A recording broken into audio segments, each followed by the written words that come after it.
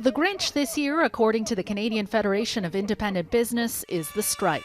We've lost Christmas with Canada Post. Even if the strike were settled today, there is no way that Canada Post is even going to get through all of the backlog. The strike has foiled plans to send holiday cards and letters to Santa. It comes as shops scramble to figure out how to comply with a tax holiday mandated by the federal government.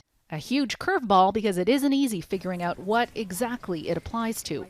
We don't want to get in trouble or, mess anything up, but it's a lot of work. All with just 2 weeks' notice. Retailers are absolutely apoplectic trying to figure out how to implement these changes. They're having to go through a set of Lego to determine whether it's oriented at adults or whether it's oriented at children, and have a different tax treatment depending on the answer. Charities are reeling too during peak fundraising season.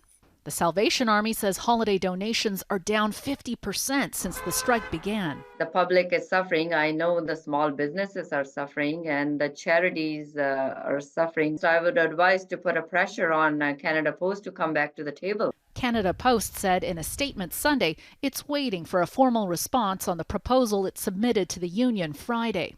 There's growing pressure on Ottawa to intervene as it did in previous labor disruptions. The Labour Minister's office tells Global News it urges the parties to get back to the negotiating table and says negotiated agreements are always the best way forward, which doesn't sound like an intervention anytime soon. Gaviola, Global News, Toronto.